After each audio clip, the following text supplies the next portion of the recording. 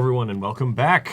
I'm Evan Abrams, and we're here with the amazing, multi-talented Cadieux, animator at The Atlantic, here to share After Effects wisdom with you. We're in the post-NAB show. We're the second people of the day, the third and final day here. After us, there will be more people, but this is your chance today to ask a lot of workflow tips. That's what we're looking at from you guys. Ask us your workflow questions. We will try to workflow solve them. We're going to show you some of Caitlin's process here, and it'll be good. But also today, if you've been with us for the past 2 days, we've been judging challenge submissions. People have been winning Creative Cloud subscriptions. Today's challenge, you should go to the challenge tab in Behance. If you're not watching this on Behance, go to Behance, log in, get in the chat, and check out the challenge tab, where today your challenge is to use the character animator. Check out the character animator tutorial. It'll show you the really simple steps to make characters and animate them quickly using your own face and body. So check out that tutorial, download those files, make a character, make it do stuff, and then send us that video, and we will judge it. We had a couple submissions from the folks before us. I know it's early in the day. It's early in the morning. People aren't up yet, but get into that coffee and take some coffee. Get your face on. And it's fully. It seems intimidating, but it's so easy. And if you've been enjoying the guys from Zookeeper who come on after us, and you're like, I wish I could be like them, you can. Today's the day to prove it. We also have a random giveaway coming up for a beautiful red Weekender bag. This particular bag right here. This is the bag. So get active in the chat. Ask us your questions. Only those who ask us questions can have messenger bags. But this is a wonderful bag. That's pretty cool. I want everything we've given away. Well, you know, that's the burden. But yeah, why don't we go ahead, open up some stuff, and have a look at things you can make while people compile their questions for us and send them in. And in the chat, let us know who you are, let us know where you're from, let us know what you do with After Effects, what you'd like to do with it. I know people come to After Effects from a lot of places. They come to it from 3D, which we're going to talk about. We're going to talk about some 3D stuff. They come to it from traditional cell animation. We're going to cover that too. We're going to talk about that That's coming up also.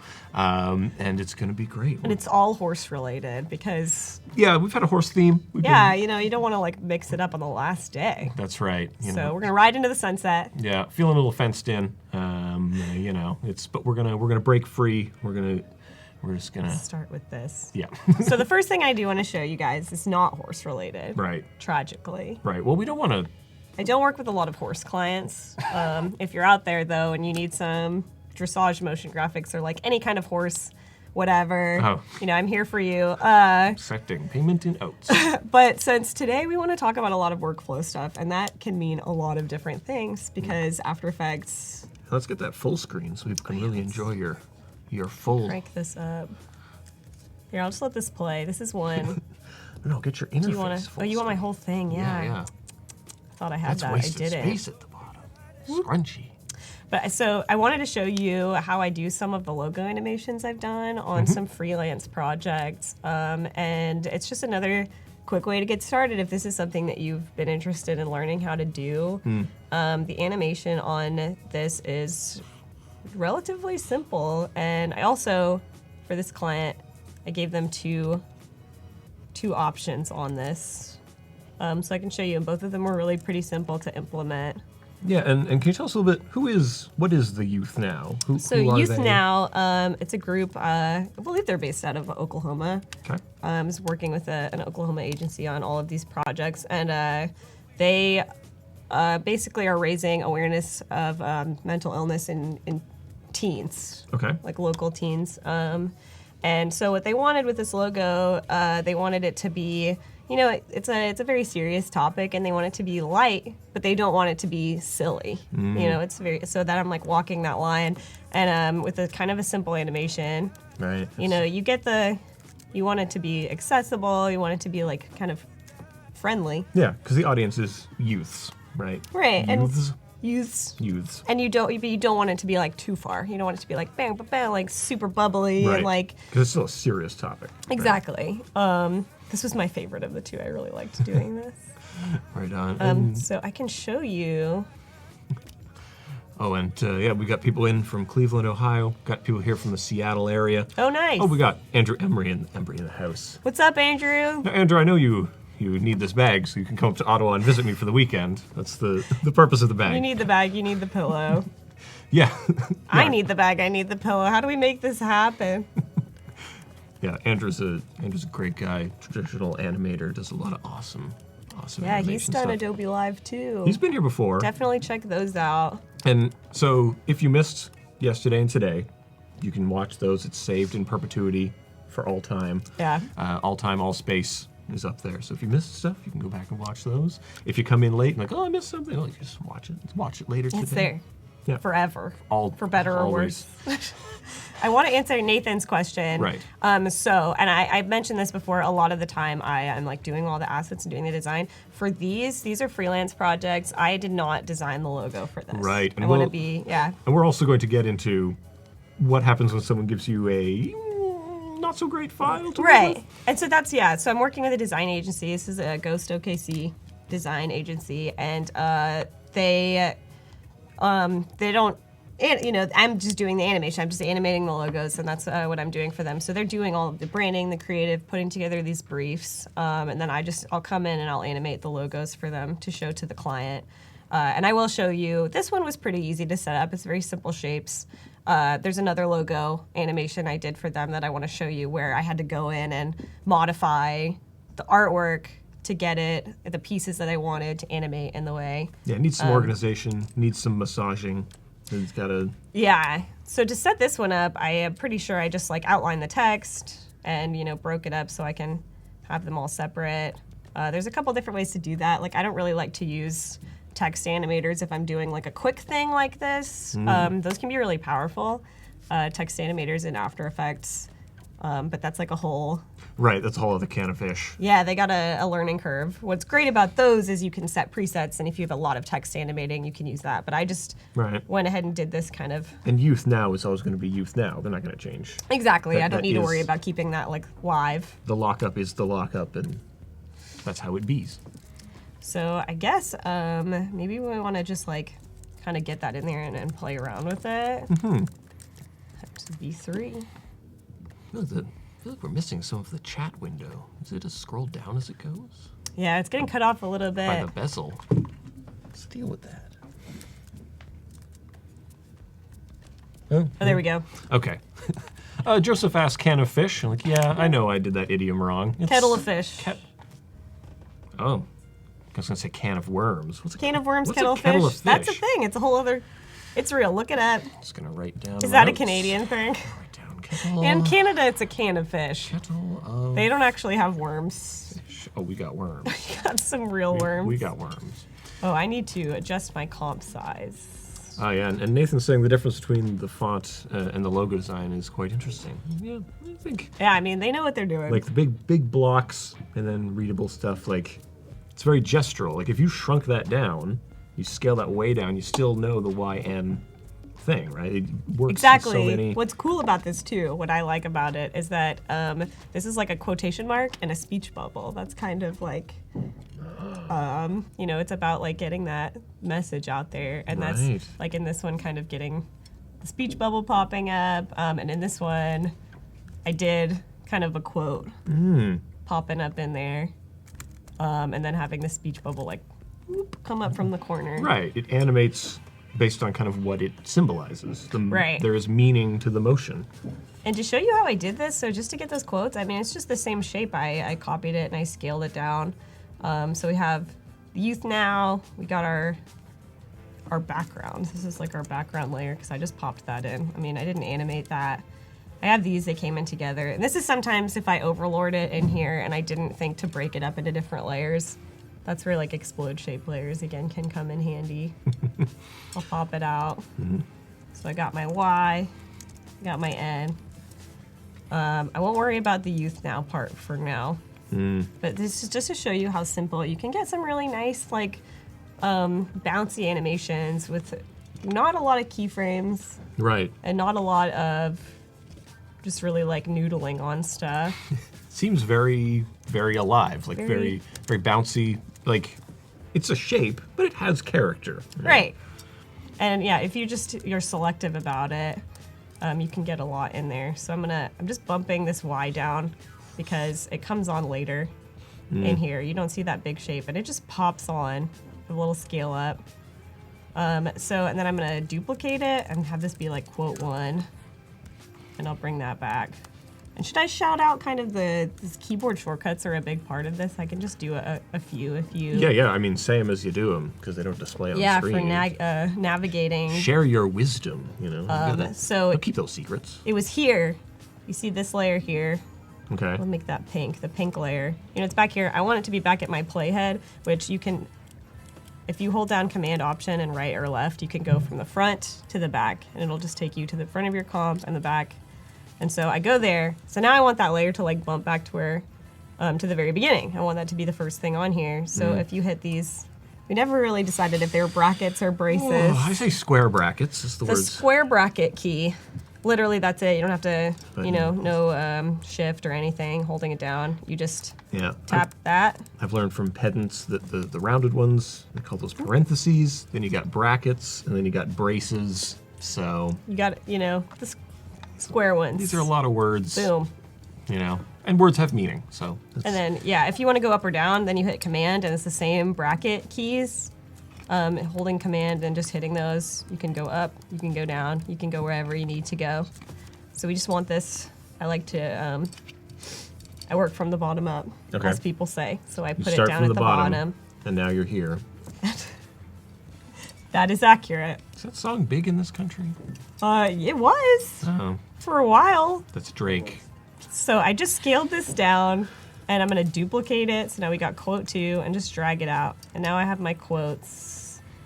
And these they just kind of, they don't even scale on. I'm just having these pop up, and then I add a little bit of like zest with the curve editor.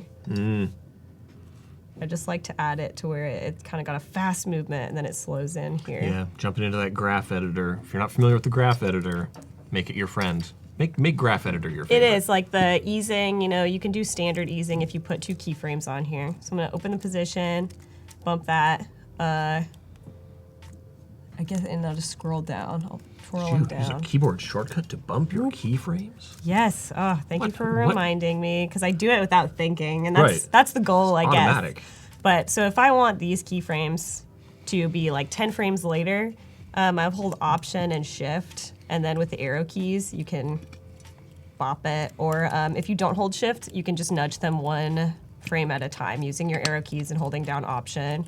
And like the more you know these keyboard shortcuts, the easier your life is gonna be. I actually just learned this one like yesterday. I've never used this. Oh, next keyframe, and it's crazy. Keyframe? Yeah, if you hit, so I have, JK. I got 2 keyframes on like these layers. And yeah, and if I want to just go to my original keyframe, if I hit J, it's gonna go to my last one. If I hit K, and like let's say I have, I'm just gonna add some more keyframes here, and then I'm hitting J, it's going back. And it's just an easy way to like navigate between your keyframes without having to like, go over here and go over there, and like you want to save yourself a click. Right. Naladri here is asking, is cell animation background important in AE flat motion design work? So basically, like, is a traditional animation background important? Do you find?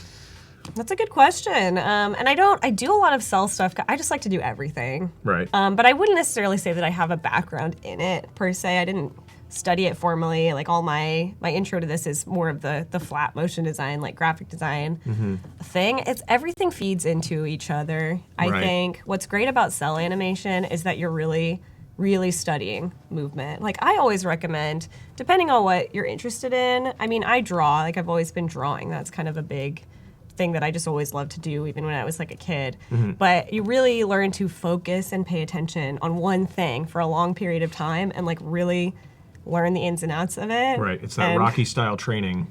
Yeah, you just montage, drawing. It's a montage. And so yeah, with cell, you really have to know where things go and how to maintain proportions. So even if you just want to play around with it a bit, it can teach you a lot. All animation, really, it feeds into each other. I think a lot of traditional cell animators are making a shift into the motion design field because we're seeing way more of that stuff happen. Right. As traditional animation sort of accelerates, you need fewer people on a project, you gotta do something, right? So this is a great field to combine all these disciplines. Exactly. Yeah, That's what's so fun about it. There's Yeah. so many different things you can do. These are great questions, guys. Keep the questions coming. Be active in the chat. If you want that weekender bag in 14 minutes. Pop up in that chat. Someone will Or I'm bet. taking it. Not if I take it I'll first. send it to Andrew. So, get into the chat. Enjoy this bag. No, I'm bumping things. So while I'm here, Bag is so big. you see how this is like, this is not very poppy and exciting. It's just kind of, you know, it's a totally linear. No These are like pop. ba-boom, boom. Not what? excite. And this one, yeah, we're not there yet. So how do we get there? I'm gonna highlight these and like with my function key and hitting F9, that adds a default ease, which is like, it's a little bit better. So if you don't have that, oh no. And I gotta, messed up my shortcuts. There's a little bit more interest to it, but to really start getting fun and crazy, you want to get into that graph editor. So I'm going to highlight these, and I'm going to hit this little graph editor switch. Ooh. And a lot of people use, there's a couple different approaches for the graph editor, actually, and I will say a lot of people prefer this. This is the value graph, and I'm going to show you the difference between this and what is the speed graph. This is one of the most asked questions. I have a few tutorials on YouTube. Some people know this. Do you? Yep, ECM's on YouTube, just a plug for that. But one of the biggest questions I get is, why does my graph editor not look like your graph editor? Well, there's two of them, guys. There's two. There's two. And I will say, once you start getting a lot more comfortable in the graph editor, the value editor is really like where it's at, I think. You get a lot more control and finesse. But I started out, when I was a wee lass, I started out with the speed editor because it's just a little bit, for position, you know, there's two, there's X and Y. And sometimes that can get a little crazy when you are fresh to the graph editor. Right, what's that line? What do these mean? Yeah, these What am I looking two. at? So we're gonna go here to this little menu and go to edit speed graph instead. And now we just have this one curve. And that just, and this is such a simple motion. We're simply going up like in a linear fashion. But what this will do, it just controls how fast it's going into this motion and how fast it's coming back out of it. Right Kyle's now, with you. Kyle's a value man. you know what's up. It's good. But we're starting out with the speed graph in my days of yore. Gotta start somewhere. And so you can see now, this is a speed graph. This is what it looks like to get this like, whoop. So at this point, when it's high peaked like this, that's the fastest that it's gonna be going. Ooh, that's not enough. Not enough time.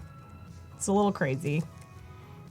For those out there who are sensitive to epilepsy, Please beware. yeah, So you can see it's popping up in there. I really like that that type of motion. So I'm gonna come in here, and you see I have both of these positions highlighted, so I'm editing both of the curves. I'll show you like if I only have one highlighted and I pull that out, and then I highlight both, you can see the second layer is not changed. But if you have both positions highlighted, you can come into the graph editor and edit them at the same time.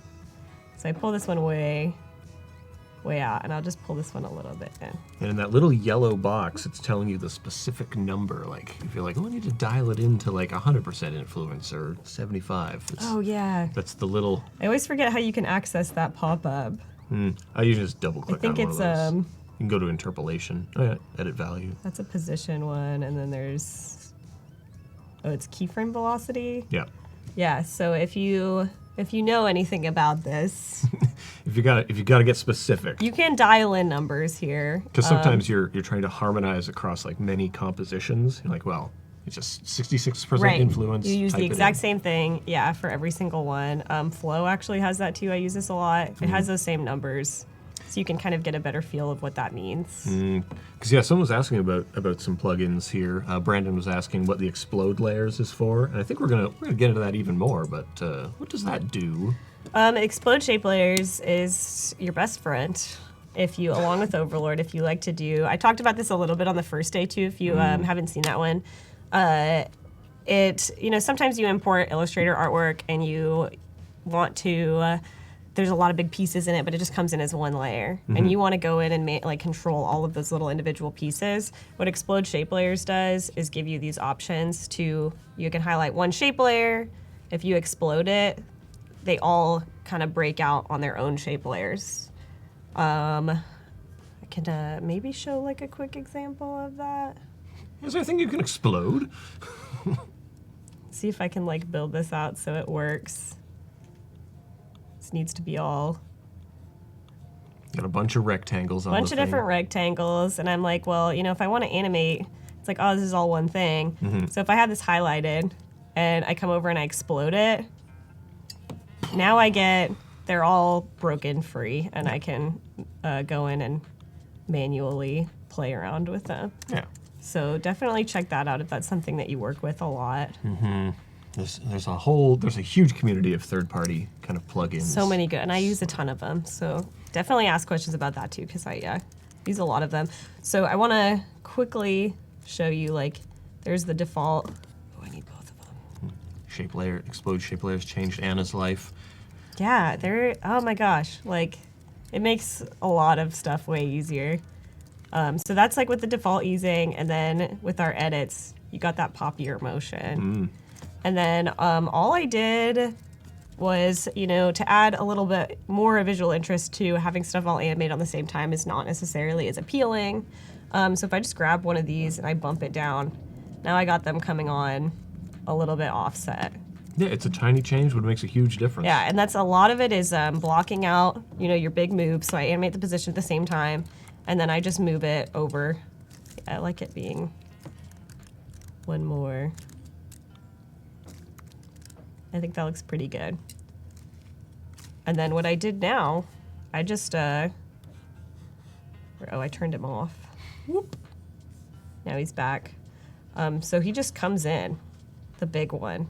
And that's how I get, you can see I've trimmed these quote layers because we don't need those anymore. If you know, want a shape to disappear and not be around anymore, as happens frequently, you know, you highlight your layer, and it's, I think, holding out Option and your bracket, your left bracket or your right bracket. So this is a right bracket, and it'll just trim it here, and then Chop. then it's gone. And you can do the same thing with the left bracket. It will cut it from the beginning.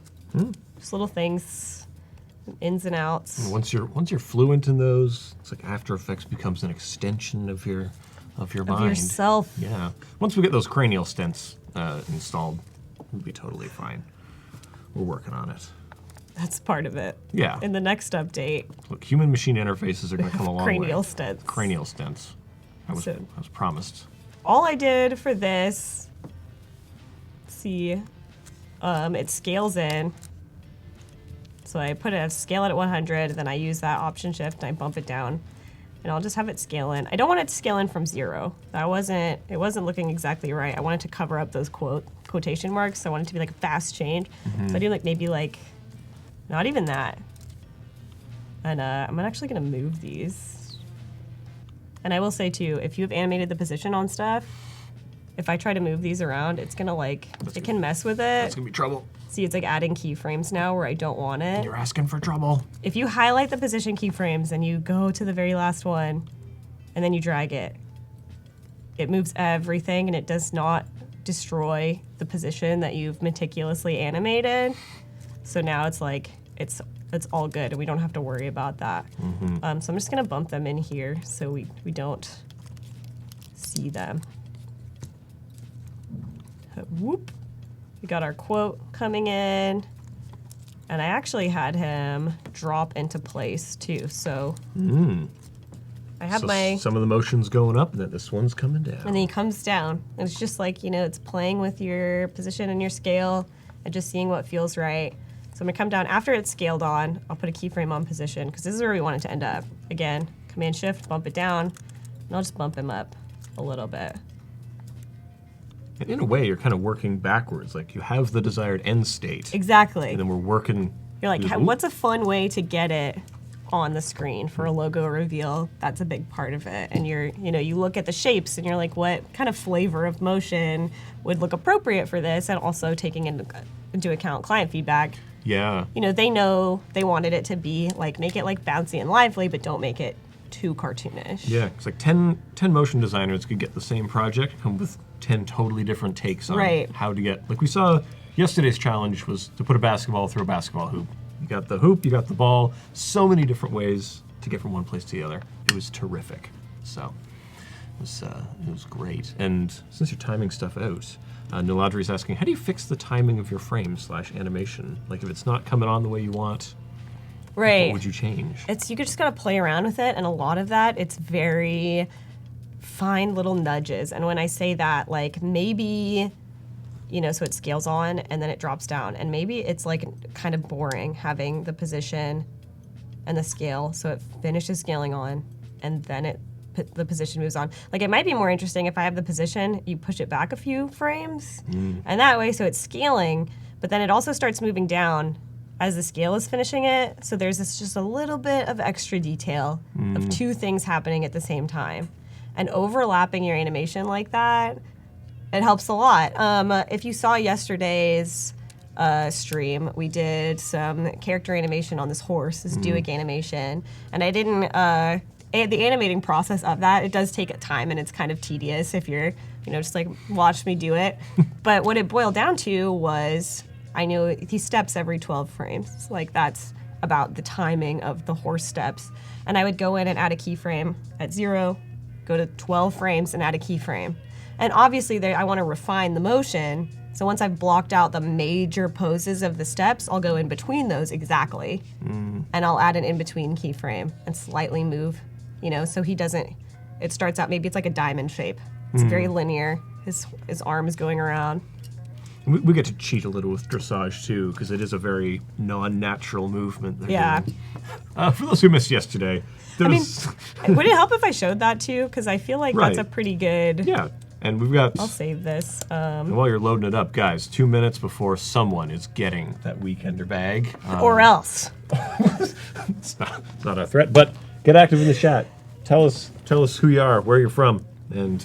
There it is. Now it's in frame. And so look at this. I didn't even have that many keyframes on here. But so I started out with, there's this position, and then I came over to 12 frames, and I put a keyframe here. So when I first started out, I didn't have these in-between points.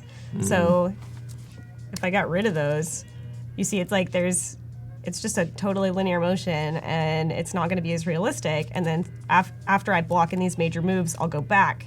And I put a keyframe here, and I'll adjust the motion path. And then maybe I'll go back again in between these, and I'll do the same thing. And you just dial it in more and more. It's any kind of art form, really. Yeah. If you're... Big strokes and then little strokes. Exactly, yeah. You paint also, right? I do. I do enjoy the painting. I do a lot of, gouache painting.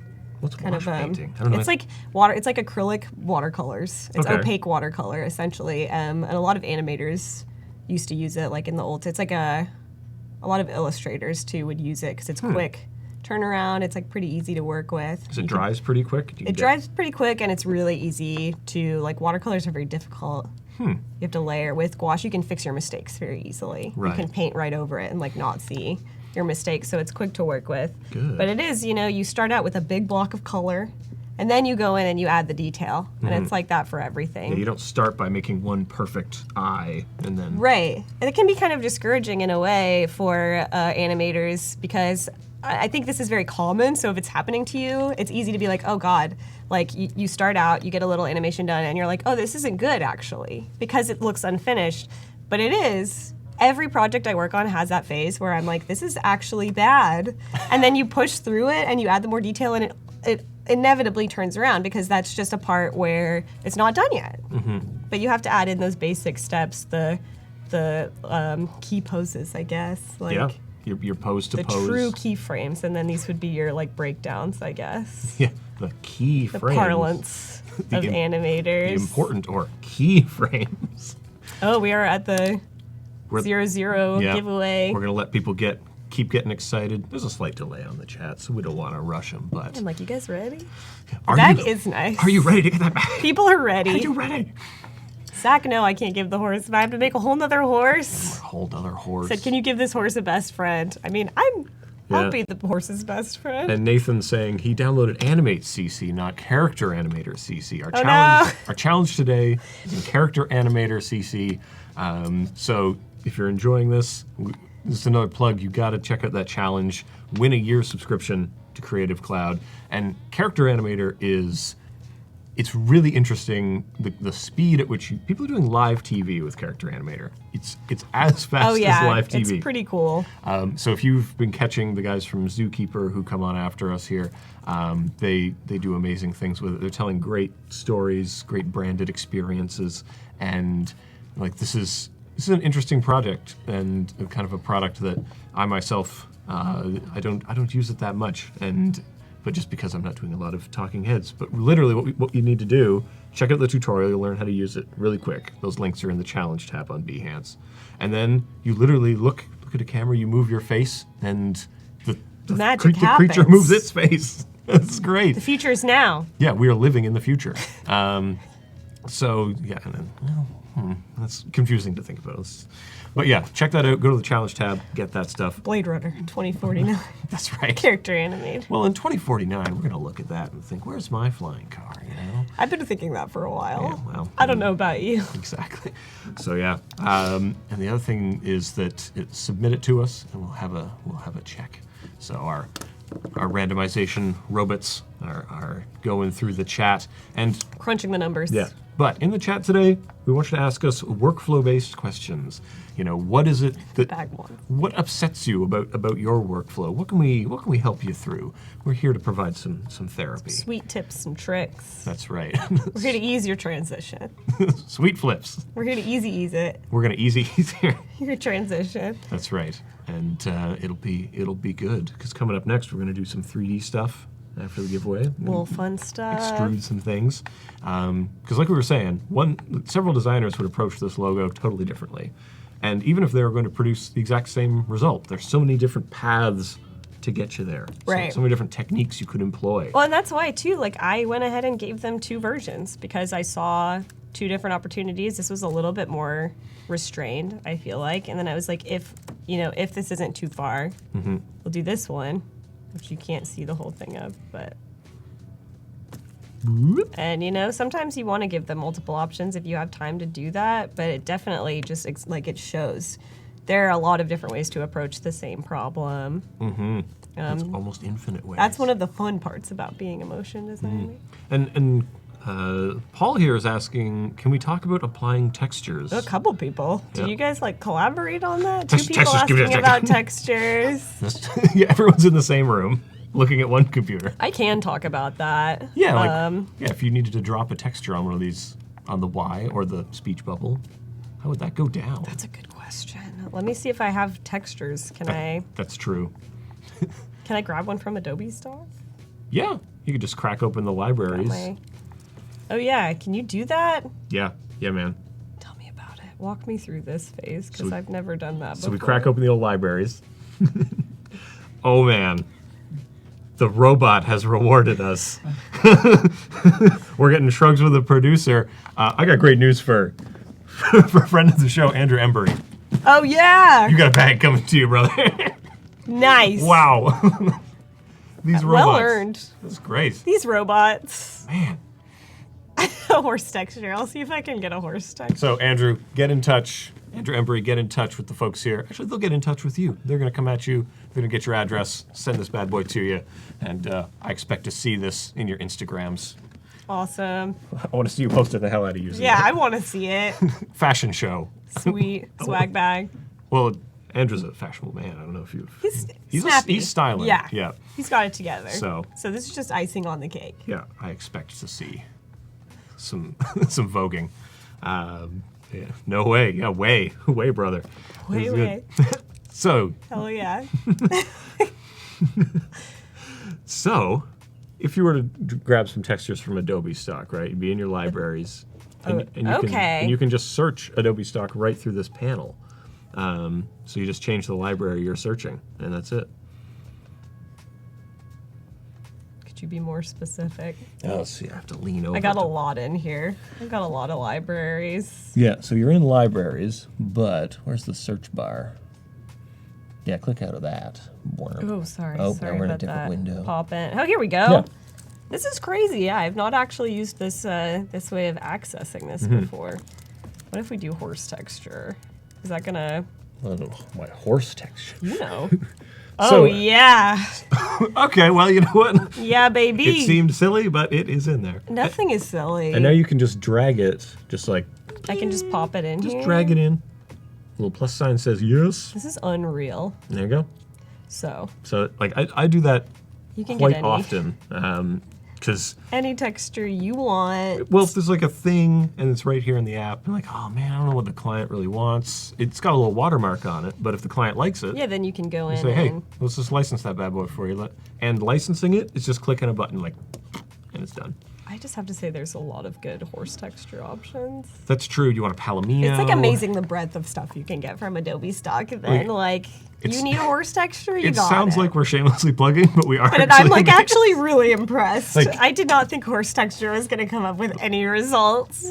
Yeah, we started with, We got exactly, is this horse? There's no way of knowing. I know. I would know. So maybe we want to throw this texture on this end. Right. Maybe we want to do that.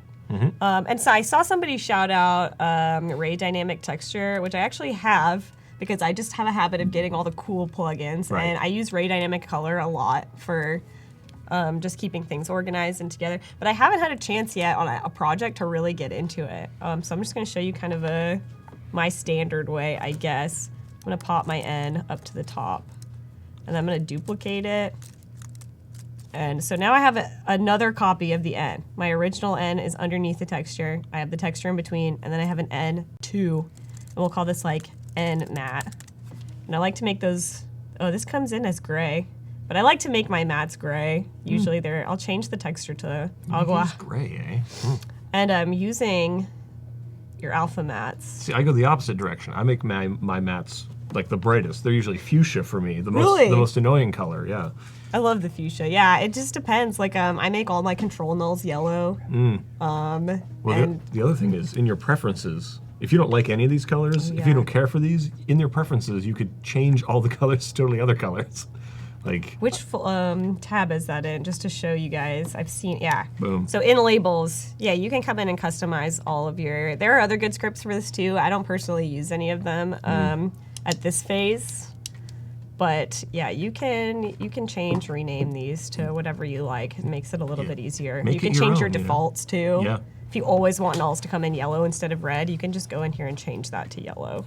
and it's part of just making the interface your own, Right. And you can either learn where everything is in the garage, or you can reorganize the garage. Exactly. So- And there's no, like, as long as it works, as long as it's coming out how you want it, there's no wrong way. Yeah, and it's give you a good example. My dad made a bit of a living making stained glass windows. That was one of his careers. No way. Yeah. Now here's a twist. The man's colorblind. I mean, that's awesome. Can't tell the difference between reds and greens, and yet, through proper labeling and organization of his shop, That's really cool. was able to still produce things that adhered to color theory, that ticked all the boxes. Because labeling things, knowing where they are, it's that easy. What have I stumbled upon? It's a Equine. good horse texture. That's right. So this is equine magics. Those arcane arts. That's right. So you can see I've just been now messing around with blending modes. That is not what I want. And so yeah, you can blending modes, you can just kind of get creative. And since this is, I changed this N to like a yellow color, but like let's say the underlying N. So you can change the color that way and then have this kind of rest on top of it. And because it's non-destructive, you could throw curves onto that texture. Like we can warp with that even more, right? For like, oh, not horsey enough. Let's crank it. Crank those textures. Curves. Well, let's get just like whoop. Or levels. I don't want to tell you guys what to do. So, and then you know what? If I hate this, I can delete the matte and the texture, and I just make this white again, and it's like nothing happened. Yeah, we're back to normal. I also will say I like to sometimes, it's more destructive. You can't go back on this per se, but sometimes I will make artwork in Illustrator and then I'll bring it into Photoshop with each thing on a separate layer, and I'll paint it with like Kyle Webster's brushes that you have access to all of them in Creative Cloud. he just has a ton of amazing Photoshop brushes that are all different kinds of like watercolor, and he has gouache brushes and like ink and stuff like that. It's just great for making your own textures. God, there's some good horse magics comments coming in the chat too. Kathleen tells us, "Don't be deceived." Do you know, ancient they rituals. are dark. They're very dark arts. That's right. And Paul's asking, have you used FX Console? No, I don't know anything about that. Oh, well. Feel free, please expand on that too. Tell us more. Because I'm intrigued. And of course, something else I'll say, because we got 49 minutes on the clock for you to get your challenge submissions in. You know, get them in there. Last stream only had 2 show up. 50-50 chance of winning a year of Creative Cloud. Oh man, yeah, right? Get on that. You want that year of Creative Cloud? A whole year of noodling in After Effects. Yeah, a whole year of all the apps, you know, and that's an amazing, an incredible gift to have. You know, you could make no clients, you could earn no clients, and you'd still have paid for itself. You know, it's pretty sweet. It's a year pretty of sweet situation. Year of horsing around, you know, and it's if you so choose. You can just run wild and run free, and it's yeah. So get those submissions in. Check out the tutorial. Learn how to use Character Animator. That's Character Animator, not Animate. But yeah, 48 minutes now. So okay, so I'm gonna use our time efficiently. I want to show you that other logo just so I can show you how I broke up the artwork for it. Yeah. Because what is the big question? What is the workflow when you get art that is not good And we to talked go? about this a lot, yeah, because again, in a lot of my work, I don't have to worry about that. I get to make all the art, so I get to build it out exactly how I want. Ultimate power. Yes, it's a little too much, you know? trip. I'm a little... You're telling me. It's like, yeah, it's a little bit of like Jafar turning into a genie type of a deal. Like, it's like a little too much. Right, It goes yeah. right to my head. So, And I think that's a parable we can all relate to. that's tale as old as time. Is that what it tells us? Don't worry about it. Disney pet ants, let us know. So I'm gonna just, I'm gonna open that one up really quickly. And I'm not gonna get too much into it, because then after showing you this, I wanna get into some 3D stuff, because that's cool too. Get away from all the 2D stuff. There's just so many different things you can do. And After Effects like facilitates it all beautifully. So this is another logo I did for Ghost. Spiral. I really like how this boy came out. And so I want to show you the artwork that I got. I mean, it looks exactly like this. Yeah, this must have been so wonderful. This beautiful eagle. So yeah, he's very majestic. I really like this logo a lot. So this is how I got it. And this is, you know, for a logo, it's exactly what you would want. You don't need it any more or less. This is all one unit, like one piece. Right. The type is, you know, just here, all, you know, it's put together. Because for scaling that for print, wonderful. Exactly. Right? And it's like, this is all you need for your branding and to build out like brand guidelines. Everything is in here. But to animate it, I wanted to, you can see in the actual animation, things are coming on. I have the shield coming in. I have the eagle coming in multiple parts. And then my personal favorite detail was getting the eye going in there. So I needed to break all of this stuff up, and I'm not gonna show you like the entire process of that, but I will show you how I took this guy, brought him over here. The gradient is gonna be its own layer because I just like I mat it out. So then ultimately you come in here and it's got the gold on it.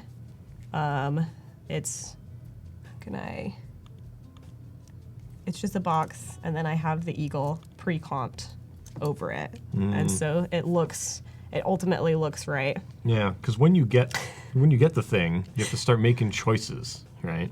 Animation is a whole in one thing. It's a birdie, actually. Zach, you're bringing it today. This is good. Okay, you didn't respect my birdie joke enough. That was really good. Is that like a 2? I don't know. I don't remember. I actually played golf a little bit, but I don't really remember what that is. Well, you got birdies, eagles, albatrosses. Is that all? Is an eagle a golf thing? Yeah, eagles golf thing. This is starting to make a lot more sense. Okay.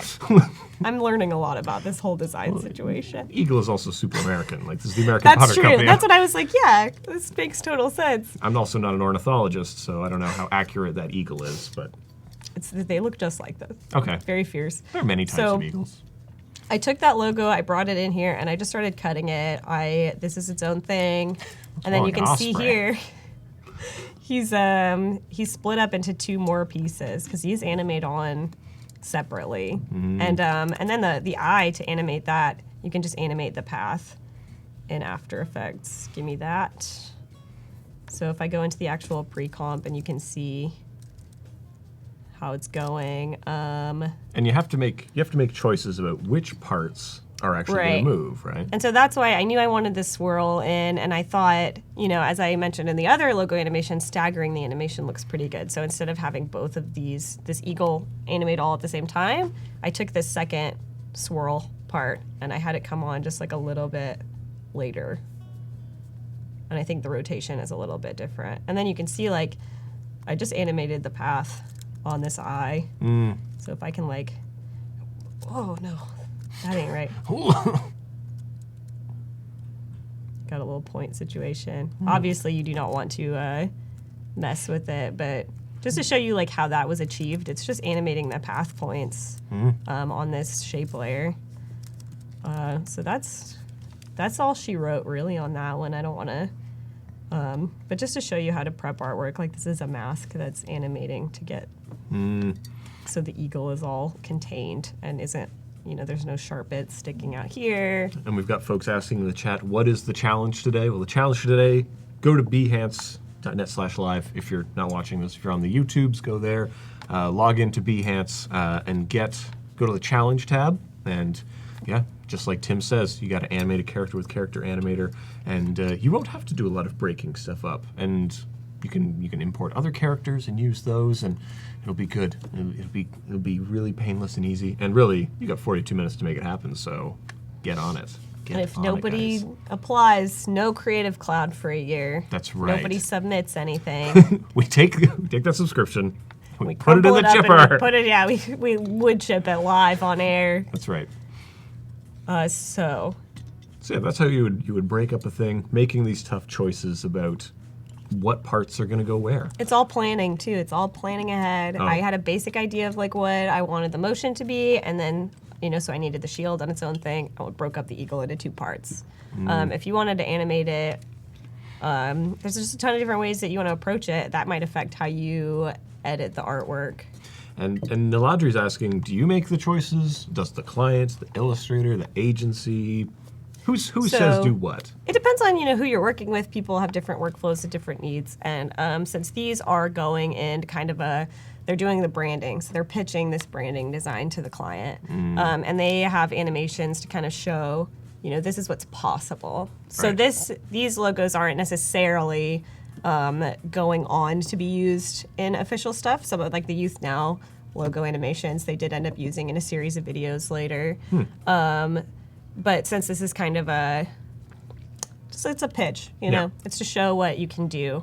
So they will, we have a little back and forth, and they say, they talk to me about what the client is, like what their goal is for the branding, and all of that stuff. And I get a decent amount of freedom to I take that and I run with it, and I send it back. And sometimes, they'll come back with like one specific note or something like that. But yeah, so it's a conversation, but I have a lot of freedom on these. Yeah, and I think that's so important to make things a conversation with the clients, with the end people who'll be enjoying this. Like it doesn't need to be adversarial. They're people, your people, everybody's people. Right, it's a collaboration. Yeah, people be people, so. People be people in every day. Yeah, it's important to treat each other with humanity. So just remember that. If at all possible. If you can, do. Be cool. Treat them as you would a noble horse. Right. With a appropriate amount of respect and deference. Respect is a circle. You gotta give respect to get You gotta give it to get it. Yeah.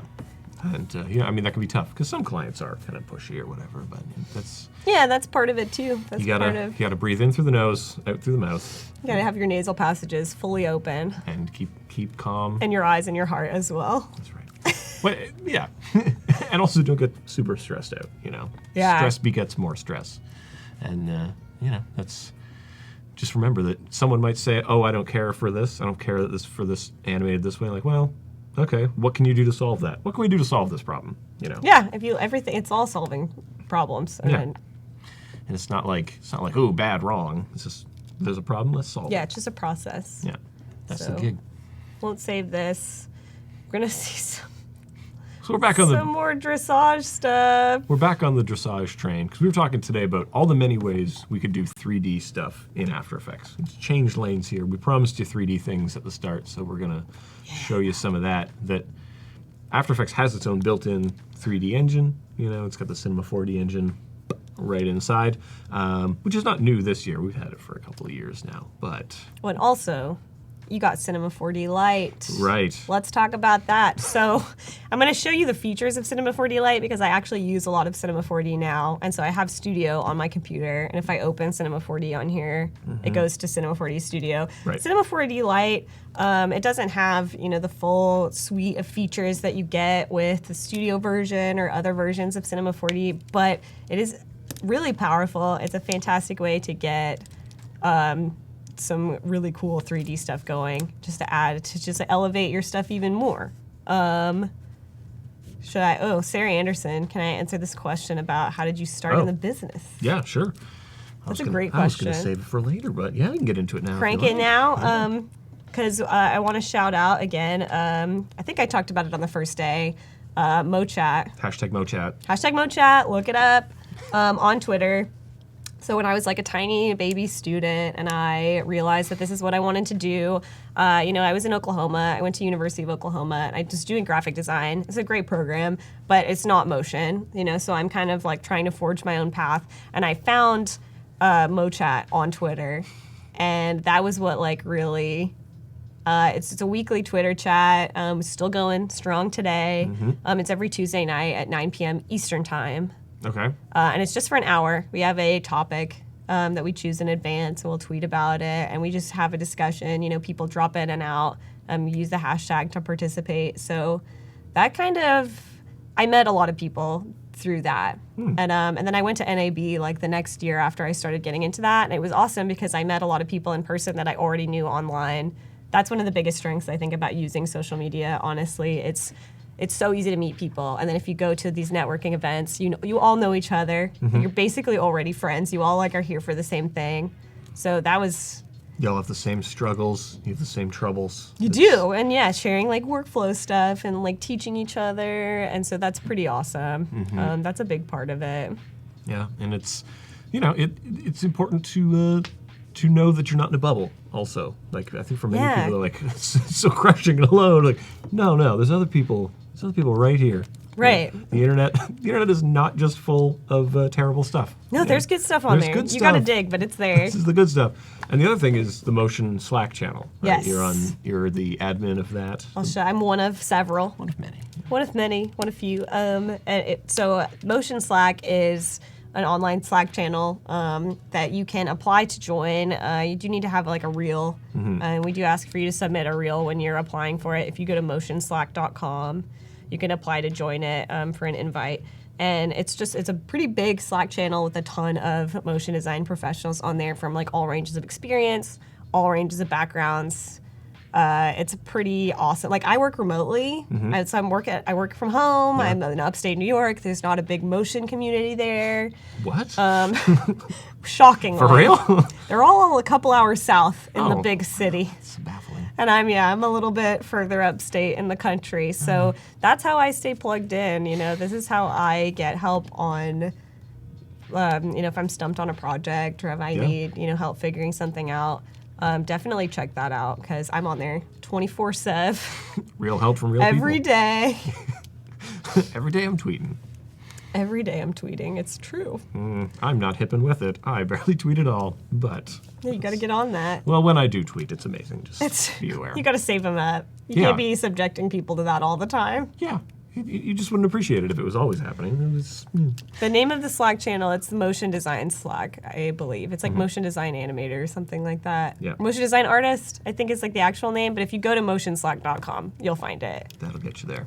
So yeah, today we were talking about the many ways to approach a thing, you know, and saying like, well, what if someone was like, hey, I want a 3D horseshoe. Give me that. Like, yeah, I can hook you up with that dressage client that I've landed it's successfully. Me, dressage client. Dressage client. Like, are you a horse, sir?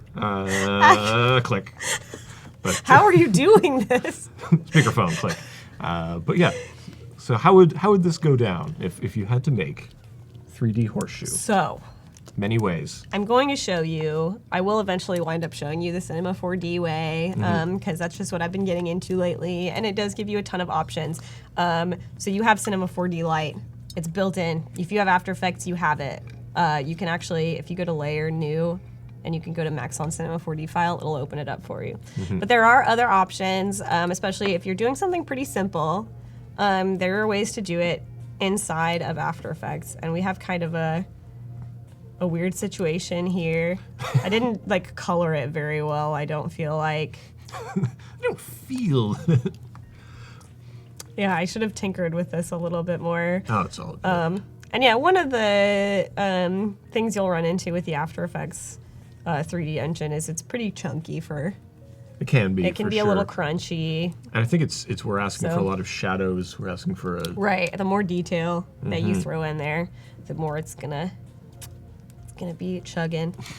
But you can still do a lot of cool stuff. I always do that. I'm gonna open a new comp. We're gonna start fresh. Yeah, show it fresh. Horseshoe. Right from the beginning. And so I have. And for those of you in the chat, if you work from Cinema 4D and you do a lot of 3D stuff and you're having gripes putting things into After Effects, you let us know. Like we would love to hear about any workflow trubs that people have. Got those trubs. If you got trubs, you bring them to us. And we'd love to hear, like, you know, what's going on, what are you using it for, where do you cross the line? You know, when you've got Cinema 4D and After Effects are two great tastes that taste great together. And peanut butter and chocolate. jelly. Oh, peanut butter and chocolate. No. Oops. You know. Oh, you got chocolate on my can of fish. I don't love jelly really, so. That's You fine. got chocolate in my fish. You got fish in my chocolate.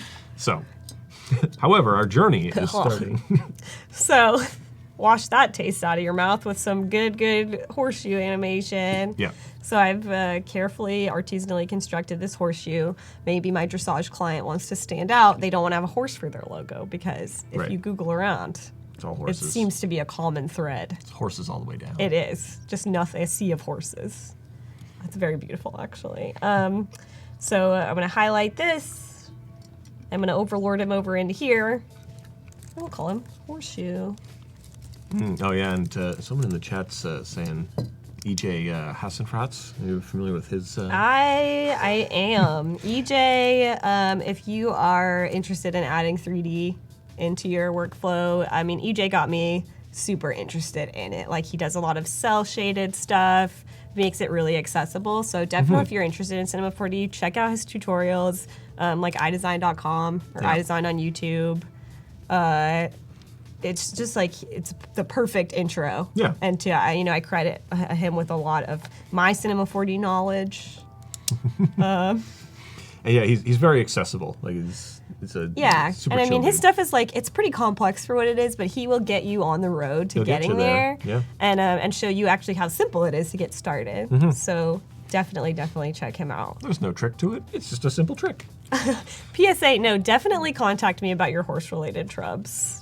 Even if it's not animated. Like, I might not be able to help you, but I'd just love to hear about it. Yeah. If you have a horse-related story, add us about that. Get us on here. Yeah. But yeah, and someone was saying, like, what other flavors do people combo together in terms of flavors and also programs? Because for a lot of people, After Effects is the meeting point of many things. It's where you're The confluence. yeah. It was a compositor. You know, that's the thing it was known for most, and it's still where it's where video and film and like it's here's some images and here's some vectors and but it's like a collage of stuff. You know, It and is. it all meets. when And it I meets. say everything I do runs through After Effects. If I do a lot of Cinema 4D, it's coming into After Effects. I need to like composite stuff together. I'll show you how we can add like some just After Effects type into it, and it's really easy. It works so well together. And not that Cinema 4D's type tools are bad, but After Effects ones are No, especially designed to be great. if you are more of an After Effects person, you're not going to go whole hog Cinema 4D. Maybe you don't want to. You know, I don't think I'll ever be just a cinema person. Like After Effects is like my bread and butter, my bologna and peanut butter. Oh, bologna and peanut butter. We're getting all the. After Effects is my pickle sandwich. Is that an Oklahoma thing? No, Okay. not that I'm aware of. All right. But So so we got this horseshoe. got my horseshoe. The first thing I'm going to do, come down to this cube, Yeah. and I will make it a 3D layer. Kapow. So let's see. What do we have going on? Nothing yet. That's right. But Oh, do you have a merge path on those holes? Where'd the holes go? I don't, yeah, can I, they went away when I made it a 3D layer. So let me see. See if you can merge path some of those out of there. And I don't do this a lot. This is usually stuff that, like how I set it up with my Illustrator file. I think I'm gonna have to like put these in their own group. That's true. That would be a lot of grouping. Group them up. Oh no, people are saying that their laptops are old and the renders are going slow. But hey, Holes. I just want to let you guys know there is an entry in there. Someone's got one in for our challenge. While you figure the holes out, I'll let you guys know the challenge using Character Animator. You'll go through the little tutorial, learn how to use Character Animator. Super simple. And you'll use your face and move around to make the character move, and then render it off and send it to us. And we will judge them. Someone will win a year of Creative Cloud. So that's Shout it out loud. shout it out loud. If you would care to. I will not sing. I will leave that up. I require it. Well, we'll do karaoke after this. It'll be Here we go. I merged. I did it. boom. What's up, Just like ladies that. and gentlemen? Can I get an A? Well, I'll I give look you. at the chat. I'll give I'm you a waiting. yay. A yay, or, well, like a horse neigh, you know, not like a no. Oh, like but a whinny. yeah, exactly. Winnie for the I win. misspoke. Yeah. Hashtag winning. So, and I just as for those watching at home, because I kind of had to muddle through that. That's part of the process too. That's what happens when it's live. So I had all of the ellipse paths, and then I had this path. That's the horseshoe, and all of the ellipse paths are the circles. So I had to put all of the holes into their own group, titled holes. And I'll say we can call this one horseshoe. And if you go to this little ad, Oh, yeehaw. Maybe that's what we wanted. get a yeehaw. Yes. No, thank you. That's what we were looking for. So if you go to this add arrow, there's a lot of good stuff in here. That's where you can grab merge paths. And then I changed the mode from default. I think it's merge. That looks like it's working. I changed it to subtract. Yeah. And now it's working. Because merge is sort of non-specific. It's like, well, you've got this and you got Sticks this. them together. Bam. And subtract is specifically remove this from this. Right. So it's it can sometimes be confusing to go through all those Boolean options. It's definitely something worth knowing, because in Cinema 4D as well, you do Boolean operations, right? To take this shape, Yeah, cut cut this out, shape away yeah. from it. Same thing, same. And sometimes you just have to click around through the options until you get what you want. Yeah. Over time, you get kind of more comfortable figuring out what each one does, but Yeah. that's also part of the process. It's just experimentation. So I've got him. I rotated him slightly because we want to get that 3D going. And then now we have our geometry options, and there's extrusion depth. So if we crank open It's extruding. this bad boy, Yeah. and is this using the stroke It color? is using the stroke, yeah. What's up? Because it also extrudes the strokes that are around things. So if you wanted like a cartoony Cool. look and you had a black stroke on it, you would kind of have that little Yeah. black edge. That's awesome. Yeah. So this actually is looking pretty good. It's looking cell shaded, and then you can rotate it around. Let's just animate this guy in 70. And Eladri's asking, does flat motion design and 3D go together aesthetically? I mean, I think so. yeah, I think the one thing I like is playing with depth, you know? Can I just say one? Yes, click that YouTube link. I think that's Jason singing the Shout It Out Loud Creative Cloud song. It is a real song, and it's excellent. That's right. You should, So please hit that up. yeah, you should check out actually everything that Jason sings. Pirate Teeth, love I've that heard one. he's good, yeah. I've heard some good things about his talents and skills. Put your pants on. We could be multifaceted. Oh yeah, he has so many facets. What if I... Sorry, I didn't mean... I was like, what if I spin this all the way around? What if I do that? A nice Welcome to orbit. Horse Corp. Yeah, It's like a nice corporate logo, like a little dystopian maybe. that's right. Horse Corp. Horse Corp. Obey Oh, your it's- equine overlords. Things getting weird on Adobe Live. Well, you know, that's why they call us in, I think. And honestly, I'm a little impressed by this because, again, I use a lot of Cinema 4D, and that's just where I approach it from. This was so fast to put together, and it looks pretty well. And you can also bevel the edges. Like if you don't want it to be hard corners, you can put a little bevel on there. Let's let's play around with some. And the bevel builds outwards from the shape. So if you increase the bevel too much, you're going to fill in your holes with beveling. Which we don't want. No, not necessarily. I just cranked it up and nothing is occurring. Oh, what's your Maybe a bevel style. Yeah. You gotta have style. Gotta do it right, you guys. If you don't have style. Woo! So yeah, you can kind of see that it builds out. Now it's kind of looking like a Colts logo. So if that irritates anybody in the chat, let us know. Sorry. About how you feel about the Colts. Oh wait, is that the Colts logo? Who am I thinking of? I don't know. Yeah, the Colts. Or is that a horse? We've established We're that I know people. none about. Wii Sports. We don't. No, Wii Sports. You might. Yeah. Yeah, you can kind of see it. It's a little bit. I don't know what the option is to maybe if you can like change the color of that bevel. Is that? I don't know if we have that capability. So if you go into, you twirl into the contents of your shape. Oh, I'll go in the content. And you got that little add triangle over at the side. You do. Bloop. You can add to the bevel, to the side, to the back. It's going to give you a warning because you have to put it specifically in a group somewhere. Okay. But you can say, hey, Unreal. Make the bevel a color, or hey, make the side a color. What's up? So you do have a lot of these kind of texturing options. It's not like per polygon or per vertex or stuff. Like if you want to do that, you gotta go to Cinema 4D, right? And the other thing is we can extrude this shape flatly, Michael Flatley style, just very, very bland and tepid. Shots fired at Lord of the Dance. But dang. He does the same thing for 2 hours. And so here the trouble is we couldn't also bend this. We couldn't also have like a varied surface on it, Those are things for more advanced 3D program. But if you just need to extrude text, extrude a shape, boom. Right, and I mean, I think this looks pretty good. Like if I was, cranking out a cell shaded 3D logo, and I got it. Like it looks really nice, and this was not difficult to implement at all. I do want to show you though my 3D horseshoe. Using the wonderful Cineware kind of plug-in. Cineware is the best. So actually, you see this looks like a little funky. It's because here's Cineware. This is a Cinema 4D layer. Let's pop that open. Yeah, what's in there? What does that even mean? As you can see, it's opening Studio because that's what I have. Right. If you don't have Cinema 4D, it will open up Cinema 4D Lite, and I'm only going to show you stuff that's in Cinema 4D Lite. Yeah, we're not gonna tease you with the features. We're not going to tempt you with all of this other stuff. So why don't we just start fresh? But this is what that looks like in Cinema. Right. It's untextured.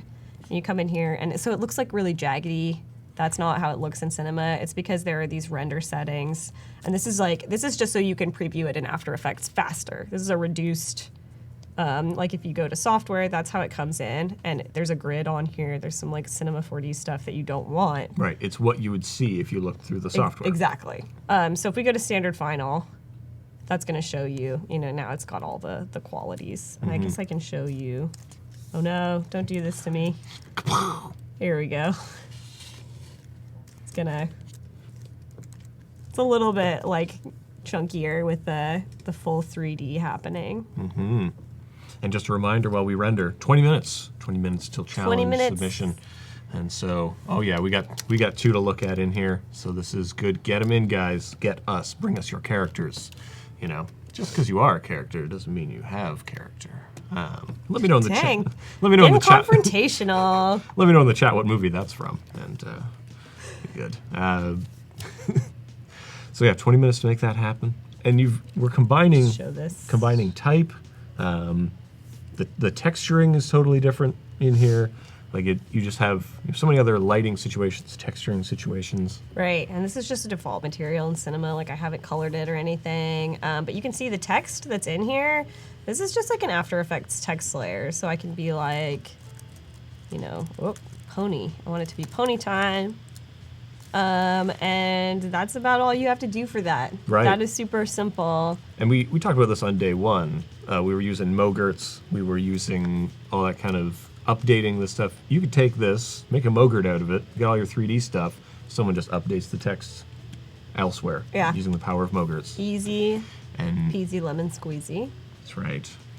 as they say in the old text. Everyone says. In the sacred text. In the olden times when they were squeezing the lemons. But yeah, this is So simple. so simple. And Lemon squimple. no, fall it apart. It's a different time. I know I'm supposed to say yes and things, but I'm going to no but that one. No.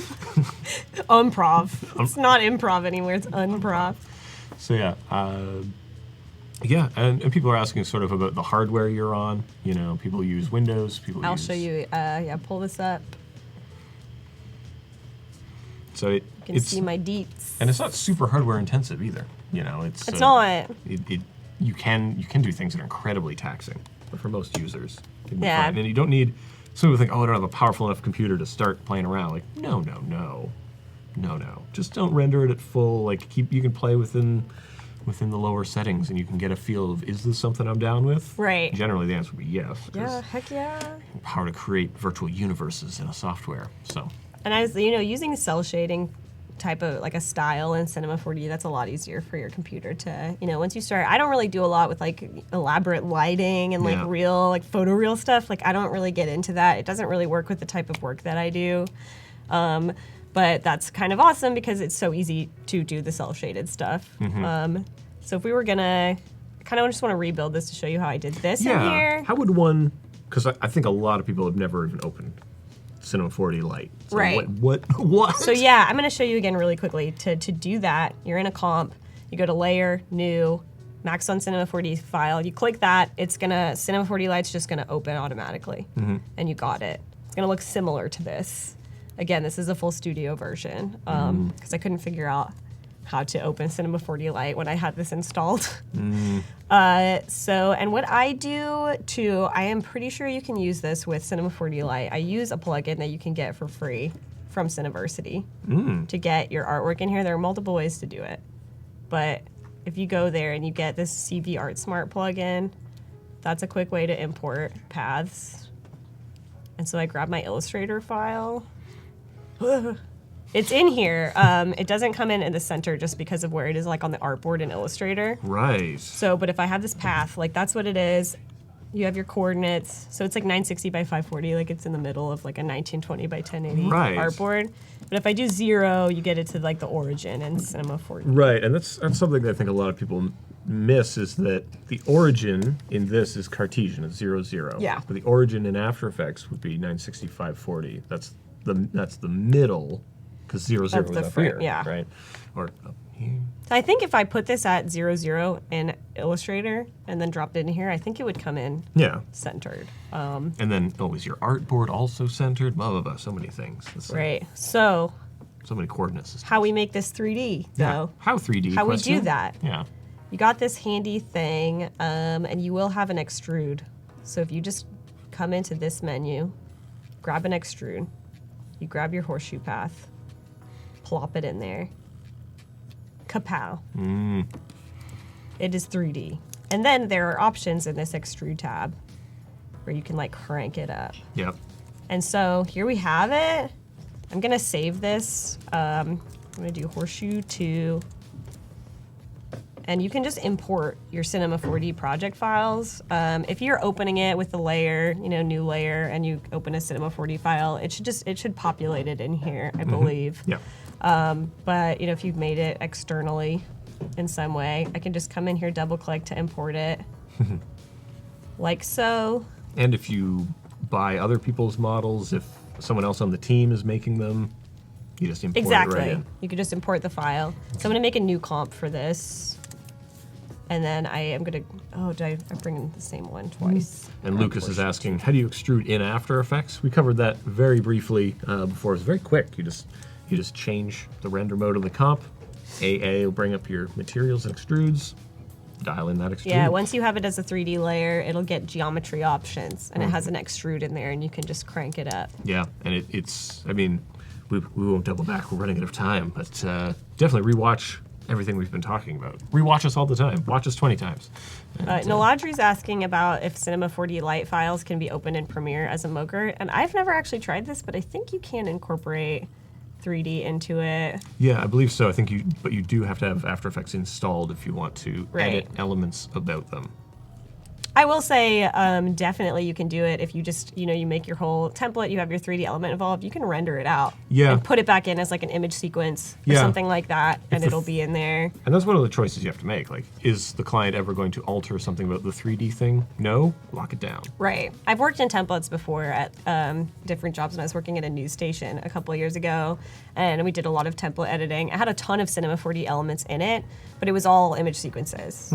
And so they had built it out so that we could change the colors and everything, and it was just in After Effects. Right. Just rendered it. This is before Mogurt times. The dark times. The dark times.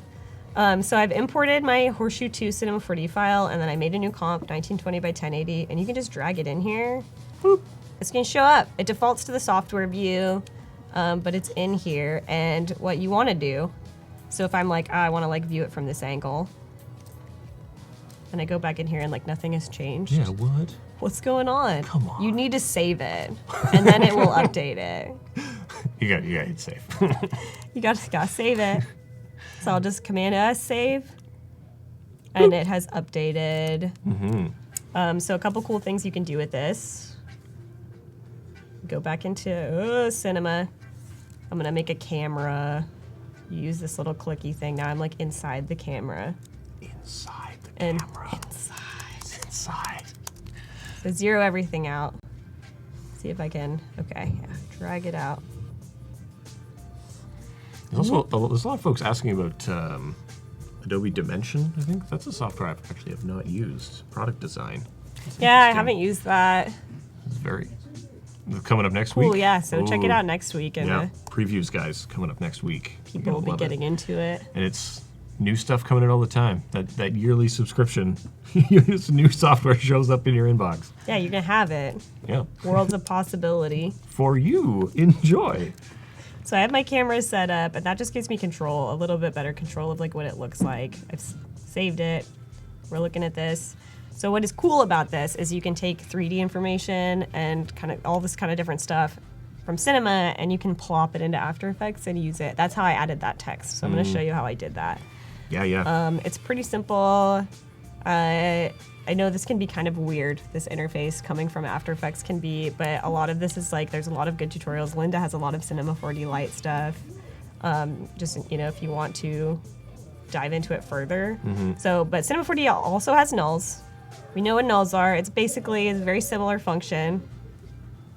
Just a thing that holds positional, rotational information. Exactly. And so what I can do with this is you can use nulls in a roundabout way. I'll show it to you to get, this information, maybe a rotation, something that we're doing in Cinema, into After Effects, and we can put text that rotates along with your shape.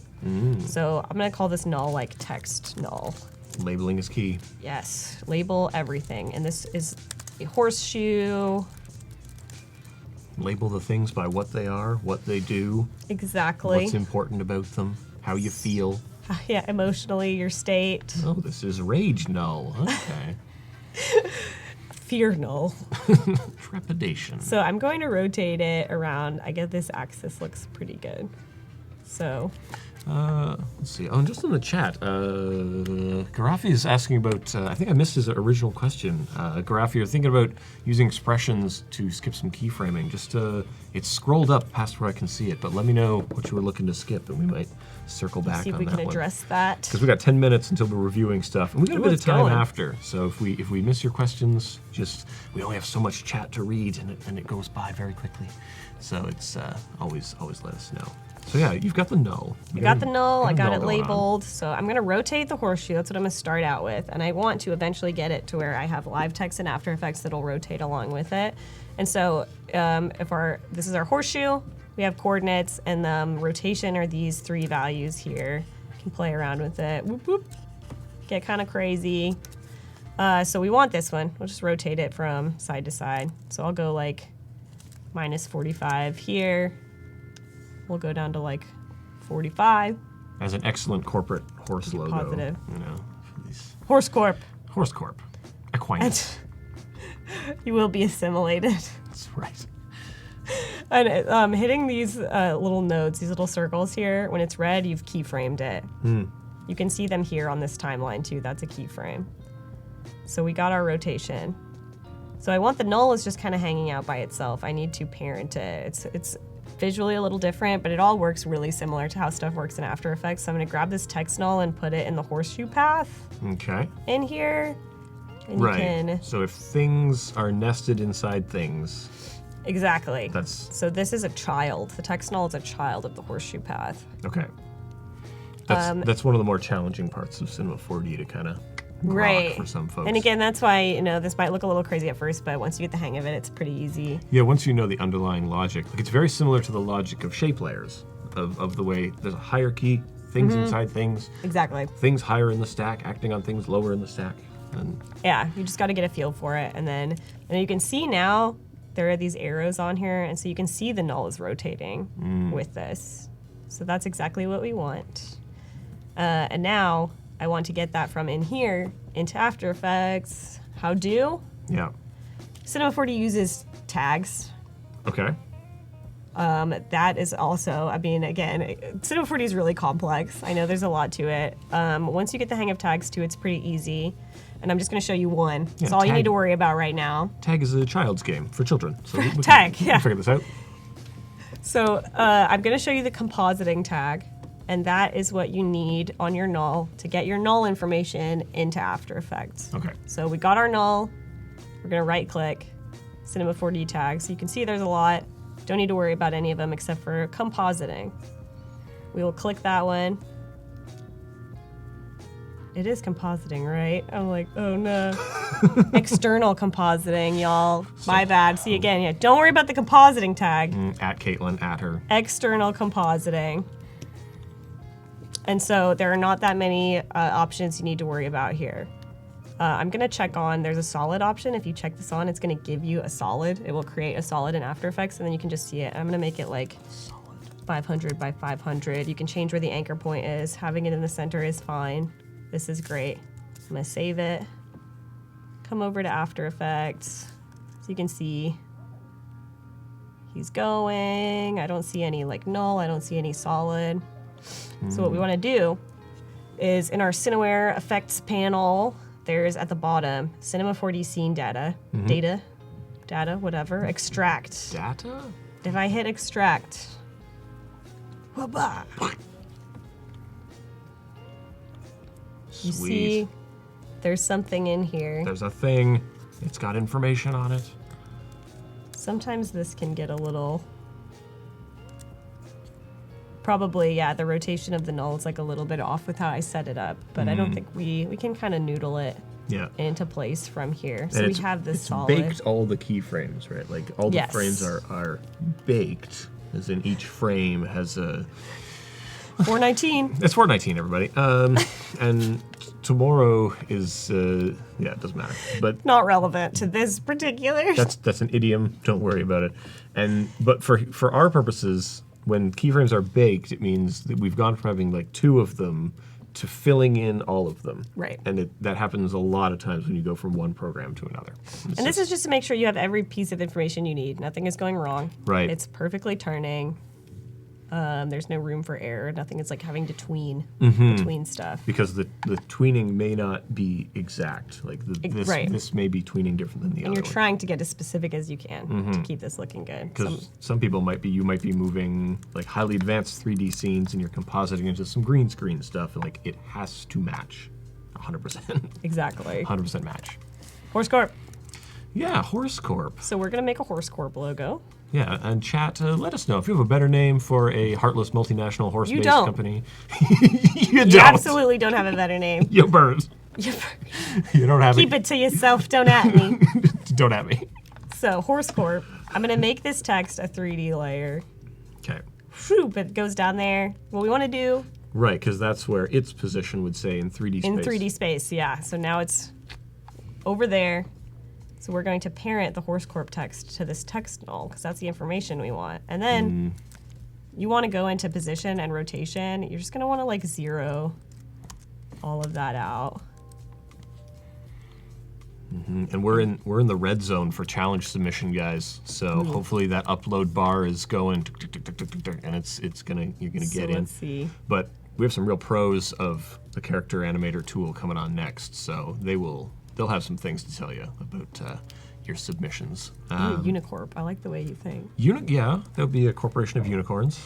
Yeah, I'm gonna try and post some Horse Corp content after this, so you can. Caitlin, do you know what a group of unicorns is called? You know, we got a murder of crows, we got a flock of geese. Do you know what a group of unicorns is called? Who are you talking to here? I'm asking just in case you know. Okay, I was like, I would love to know that. Caitlin, it's called a blessing of unicorns. That's so perfect. It's not even a joke, guys. That's just real. Yeah. I feel refreshed. As real as unicorns are. A blessing of unicorns. Yeah. So you can see now it's rotating with the null. So the null rotation is not exactly perfect. And that was an issue with the way that I set this up. But just by parenting it to that text null, we're getting the information, the rotation information. Right. And if I can, let's see what happens if I, no, I'm gonna do 90 degrees. It's not exactly right. It's not. And normally, if you had set this up appropriately, it would not require this much noodling. So you got to be careful about how you're setting up your nulls. I think this was by virtue of dropping my null on in Cinema with this rotated, with the horseshoe rotated. That got it skewed. It's a little off kilter. Yeah. And that is, maybe if I do this. Okay, what I just did, so I just checked the text null, and yeah, it has like a 45-degree value on it, and I wonder if I hit 0. Right now now we can see the arrows. I'm gonna delete it now. It's gone. I'm gonna get rid of the camera. Save it again. Horse Corp goes flying. Extract. Much more evil than Horse Corp. So now the null, I feel like it's looking a little bit more correct. And let's see if I zero this out. What I like about Horse Corp 0. is that it's symmetrical and you get the E right in the middle. I like a good symmetrical word. I do, yeah. You know, that's why Horse Corp, it's exactly what you would expect. And now, so it looks like this is coming in how I do want it, and we can kind of finesse it into the right. It's like maybe a little bit rotationally. Yeah, that's looking pretty good. Glue Corp. Horse Corp. It's like an Animal Farm type situation, but like if the horses were the ones, because he didn't really get a fair shake in that one. He definitely gets shipped off to the glue factory. I don't understand why the horse is so much more powerful than the pig. Anyway, we can get into all these social issues. We'll take it offline. We'll take our. That's a whole other conversation. Take our Animal Farm offline. Yeah. Now we have our Horse Corp. Right. And that's about. And so again, what's cool about this is I can be like Horse Corp, like I don't know for the horse party. Yeah, it could become a happy place. Yeah, like if it was positive. But if it was a template, they could just come in and write whatever they want. Right. Now, can you also extrude that? I think you're in the Cinema 4D renderer. If you just hit. Ooh, that's a great question. You hit AA on that bad boy. Would it have a little extrusion depth for you? What's up? So now in this situation, it was using the stroke before. How can I make the sides of this a different color? Okay. If I add a stroke to it, will that? You could do that. Yep. I believe it should have the little add menu as well. So we can do. If you twirl in the old text, the text situation. Text. I think it's under animate now. Side, Yep. perhaps color. Boop. Freaking cool. So this is awesome. You can really start getting going with, make it a lovely blue. Someone's saying the problem with their submission for the challenge is that their character is talking to us. And if we're not the people on the stream, that'll be very confusing for the next people to judge. Yeah, it'll be interesting. I'm kind of into that, actually. That's right. Our legacy will live on. Your daily Horse Corp, like, what do the stars say about your day? That's I right. am a Sagittarius as well, just so you know. So I'm like you also halfway there. Well. Oh, are we too? Yep. I think, is that a bad thing, actually? Like, I think that's right. like signs tend to not get along. Distrust fellow Sagittarius. I gotta get out of here. That's right, because Sagittarius shoots you in the back. That's how it goes down. Oh, and you can see too, once these layers end, boop. Right, because the camera has ended. Exactly. Right? You want to maintain that. Keep that See camera if in there. this- And then the Cinema 4D layer, like once this is as much, you can change that by going back into your Cinema 4D file. These are like the frame counts. So if I want it to be longer, I can type in like 150 frames, Right. drag this out, save it, and you'll see the layer gets longer. I'm bucking the trend. Oh, guys. Horse Corp, it's evil. I mean, yeah. Keep these horse puns coming, y'all. But we have passed the challenge submission deadline. So I'm gonna wait a little. We're gonna wait a little bit for the See what gallery people got. to populate. Yeah, and we got 3 submissions This is so to exciting. peruse. And we want to thank everyone who sent stuff in. Like it takes guts to put your stuff in the public eye. For a lot of people, it's gonna be the first time they've ever opened this program. So good on everyone who made the effort. Good on everyone who put the stuff in. And if you're waiting on your upload, it didn't happen, that kind of thing. There's the folks coming around from Zookeeper after us.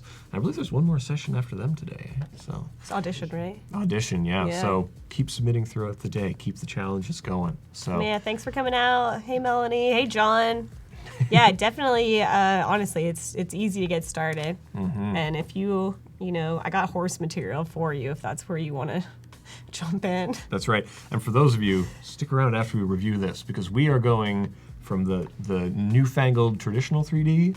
We do some cell stuff. We're gonna do a little after. cell We animation take to you back to really basics. ship this off. I got some fun stuff.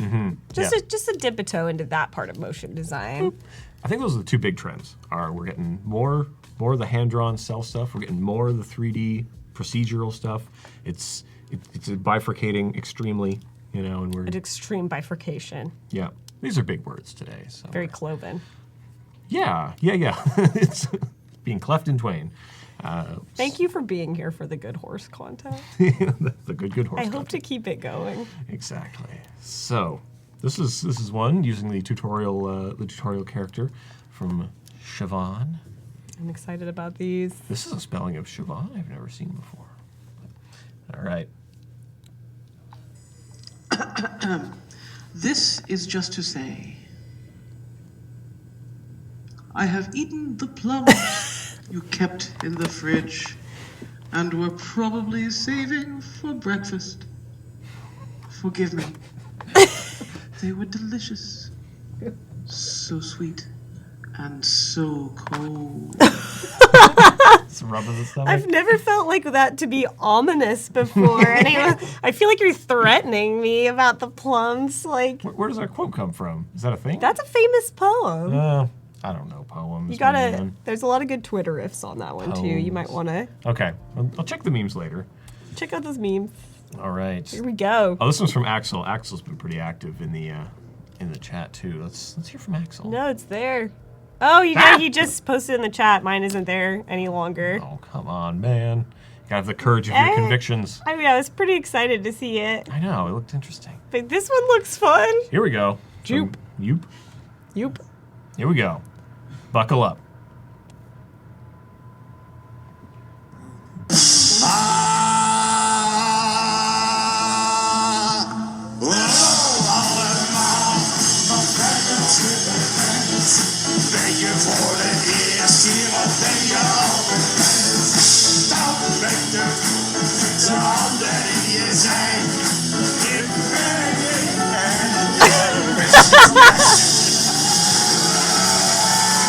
Oh man.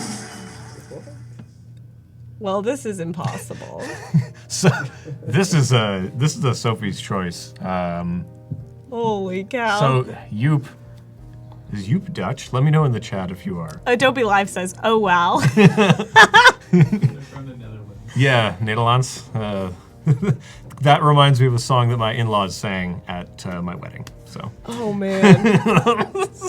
where do I recognize this? Oh, guys, you wanna see him again? Yes. Just to remind you. I sure do. Okay.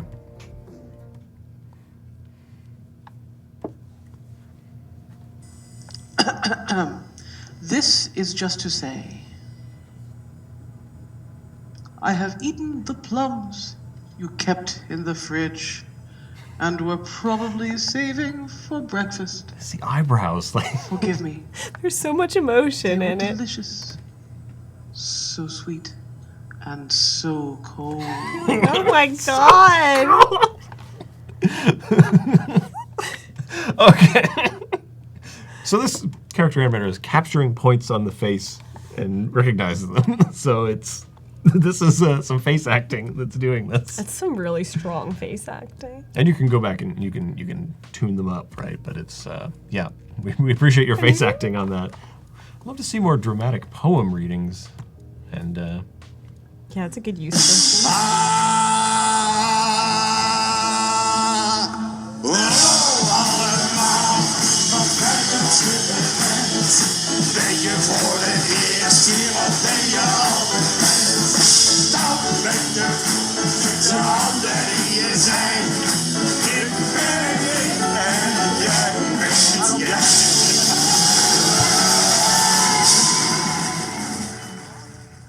Arms really. I would love to know the backstory. This is a rich mythology. There's a lot of characters in There's a lot of characters. There's A, a lot of whole stuff. pack of. The whole scene. You got particles spouting off. There's a lot of stuff. There's a lot of stuff. So I leave it in your court, Caitlin. You have a hard decision. What do? Yeah, I wish we could have gotten this third one because I'm very intrigued by the I know. thumbnail, At least to but split the difference. Axel, please resubmit for the next post. Please show us. We want to see. We want to know. Don't tease us with this blue-faced fellow. this is so stressful. I will say. Like, where does the artwork come from? Oh, of this. I don't know. Are those characters? Were those handcrafted or? They might have been, eh? 'Cause I recognize this. That one's this from- devil fella is from the tutorial, right? So, decisions. Oh my goodness. Read on YouTube text. Can we pull Oh. up the YouTube text for that one? How would we do that? Oh no, I guess we can't. Oh yeah, we can check. Oh, it. click through. Okay. I'm just gonna pause so I can read. Crank it. Dutch hello. 2 characters made in Illustrator. The characters are rigged and animated in character. Man, yeah, you guys went And- whole hog. And then kicked over to After Effects, and then kicked over to Premiere to create some close-ups. I mean, this is the toughest choice I've had to make in a while. Used every part of the buffalo, man. Yeah, this is tough. Because the character acting on the first one was so great. I know, like it's really a contrast, you know.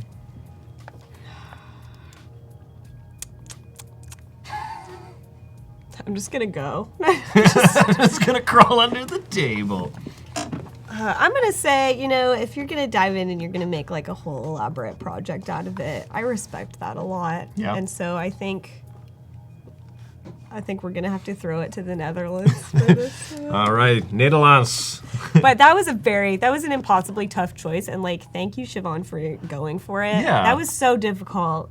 And And- that was so good. The actors, that was hilarious. Please keep submitting stuff. Keep doing this. It's Yeah. so good. So yeah, our winner of the challenge is you, Pluton.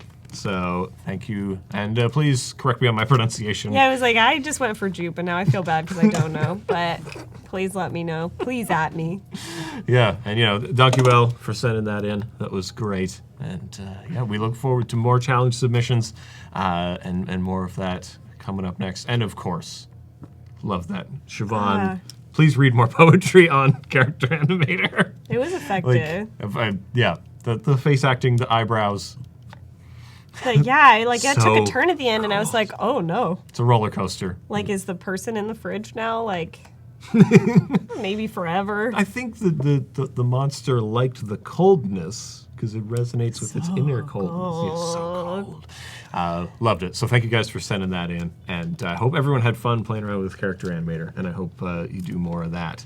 But Axel, try again, though. I want to see what you got. yeah, Axel, don't tease us with the thumbnail. Don't give us that. Come on, man. Gotta go all in. And speaking of all in, an activity that requires a lot of all-inness, cell animation. I whipped this out, right before we came on here. I mean, it wasn't, immediate. It took a little bit of time. But I just want to show you what we got going on here. Oh, I clicked on my timeline. Oh, now it's gone. So here's... Broken it out. There we go. Here we go. And so yeah. The art of cell animation. Yeah, and to walk it back to our workflow talks, Photoshop is something you can draw on every frame, and you can get this little timeline thing down. Yes, and I know there's a lot of people also that use Animate, like CC Animate, and I just never really got into it. I like the, again, I use Kyle Webster's brushes for this, and I'm just gonna make a new file so I can just draw on it for you and make sure. I use the Animator pencil. I mean, it's just like so lovely, and it kind of captures that like old school, animated feel. You can get really, it's just like very pleasing. And for all you millennials out there, they used to have this stuff called paper, and you would use a pencil. I don't know if that ever happened. That might have been a myth. Go to a museum, from check the out. ancient times. Yeah, check out these animation tables. They have a big circle in the middle, and you turn the circle. It's very archaic and interesting. You'll love it. It's very odd. What are they even doing? What's a light box? I don't know. So many things are becoming digital, and that is going to be a museum soon. But I like to do a little bit of everything. I like to do 3D stuff. I like to do After Effects stuff, and I like to do hand-drawn stuff since, like I mentioned a couple times, like Disney movies were kind of my gateway drug into loving animation. Right. I think for a lot of people our age, like The Lion King came out right in that sweet spot to really... I was like, yes, sold into that. How do I do it? Yeah, I want to make the kitties jump I want to make the around. lions go. Yeah, and Which I haven't done, but I'm working on it. No. Took kind of a horse turn. Yeah, well, So lions have so much mane to deal with. We don't have the. yeah, it's like that's a lot of secondary animation Takes a you gotta long time. worry about. But so our workflow, if we were like, hey, we want to do some cell animation on this, part of it involves jumping into another program, right? And jumping into Photoshop to eventually get us an image sequence that we can bring back. Exactly. It all comes back to After Effects at the end of the day. But yeah, so the bulk of this is done in Photoshop for me with the timeline tools. I use, there's some scripts that kind of help with this. I don't have them installed on this computer, unfortunately. But Animator Toolbar is one, Anim Design is another one. So you can Google those up. Don't have them on here, but they just add some features for like quick scrolling and onion skinning and stuff like that. But you can still do all of this without it. Yeah, we're doing it vanilla right here. So yeah, pure and simple. So I have my timeline open, which is like window timeline, create a video timeline. Anna begged her parents for an Aladdin flip book. Oh yeah. Yeah. Aladdin was big at the time too. Like I remember. all those good, the Disney Renaissance. It's a golden age. Those were good times. Yeah. So what we want to do, this is just a static layer. If I I need black or a different color for let's make it black. So if I think I need to enable my timeline tools. Ooh, one thing I want to do before I get real crazy is set the timeline frame rate. It defaults to 30. I like to do 24. Right. And some people would even go even less. Like if you're animating on the 3s, on the 2s, you might even Right. except Why when you don't preview we it. Make it like 12 frames, and that way I don't have to duplicate Right. my frames. That helps you. Because you could draw it in 12, play it back in 24, so then each frame is taking up 2 frames, right?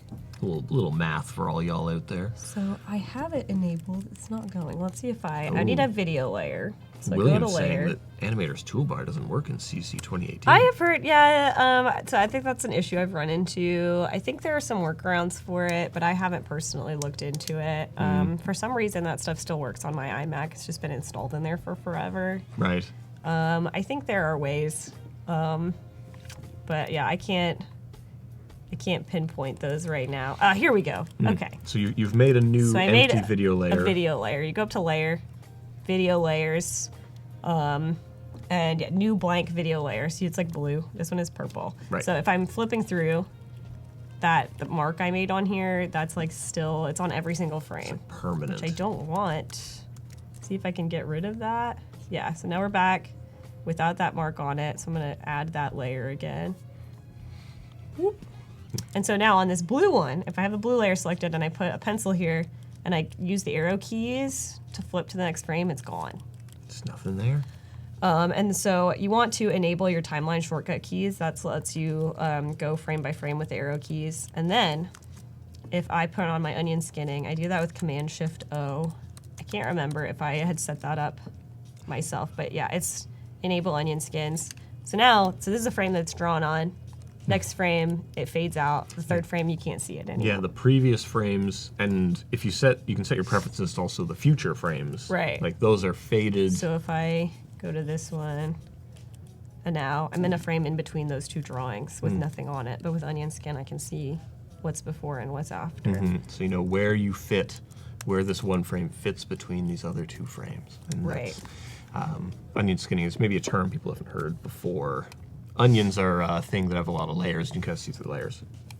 If you are familiar with Shrek, Right. classic Lots of timeless layers, animated like film. an onion. So yeah, and how I was mentioning earlier with keyframes, where I kind of block out the big shapes and then I go back in between and I fill them in. I do this with this too. Yeah. So if I want to have, We have an intimidating blank canvas before us. if I have a horse head, you know, it's looking very strong. And maybe I want him to like look up, you know, sometimes the horse is like, what's up there? What's And up they there? need to, and they need to look up. So I'll go to my next frame, and so I can still see this drawing, and maybe Oh, he's an looking apple. back. Oh, am I gonna have enough room on this canvas of like keeping the forms? Maybe he looks up. And yeah, like being able to see that first frame, you know, This helps me keep. You want to keep the proportions right, since you're drawing everything. keeping us on model. Keeping us on model, or Disney-esque. I'm just Glenn Keening it for you guys. So now. Sometimes I compare myself to Glenn Keane. Very rarely. I do, so I'm gonna turn off onion skinning and just go back and forth, and you're like, what? There we got our flip book kind of thing going. This horse is rocking out. You know, now you need to go back, you want this to be like a smooth transition, so we need stuff in between. I have some keyboard shortcuts set up here, but I'll show you. It's all in the video layers. Wilbur, yeah. I will insert a blank frame, and I'll put my onion skins back on. Now I will put my onion skins back on. And then I can put a middle, like an intermediary. Yeah, what's in Frame. between these? Ooh, that's a And in face is getting a little weird. because if we were Start that over. doing this on the paper thing, we would have to like stick a piece of paper somehow into Exactly. the clip, and that This is basically using a fresh sheet of paper in between your two drawings Boop. for a new drawing. And I can't pretend I'm going to keep all the forms consistent and whatnot. I mean, cell animation is very time consuming. well, we've only got like He's getting crazy. we've got less than 10 minutes, so you So, know, yeah. I think people will forgive our I'm going to add another stretchiness. blank frame. I'm just going to fill this in as fast as I can. But this is just to get you started. This is how it's getting kind of camel-esque. Yeah, So, this sorry. species change here. Then that's something you can do anything you want with cell animation. Oh yeah, we got Isaac, Dusty, Dave, Got and the other character Dave. animator Two guys Daves. here. Yeah, Can't have two Daves. you can have 2 days. Heck, a new name. Problem. But yeah, we were talking about character animator and all the lovely submissions. These are There were some the experts coming in. good ones. Yeah, you guys are gonna have fun with the challenge. I think you're gonna enjoy evaluating this stuff. And really, character animator is kind of a response to you don't have to do this. Woo! But that's all it takes, you know? I'm gonna go in, maybe we duplicate all of these, because that's another part of it. And I have, what is my keyboard shortcut for that? Yeah, so I'm just using a keyboard shortcut that I custom set to go in and duplicate those and make it last a little longer. And on a businessy note, Anna's got a businessy question. Would you say you charge substantially more for cell animation versus other forms? That's a good question. Honestly, I haven't done a lot of cell animation in freelance work. I've done some of it for my full-time job. But Right. then it's like, it's all kind of the same deal.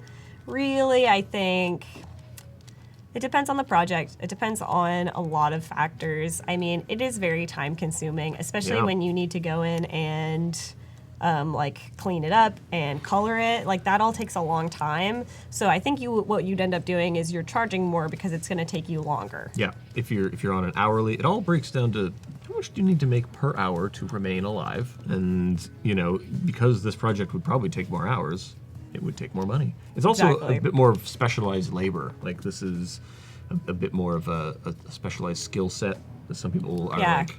There's a lot of people in motion that don't do drawing, and vice versa. Like a lot of people don't, or really from the illustrative side of it, Yeah. don't really so much do the 3D stuff. I kind of like take a generalist approach, I guess, where I kind of like to dabble in all of it to some degree.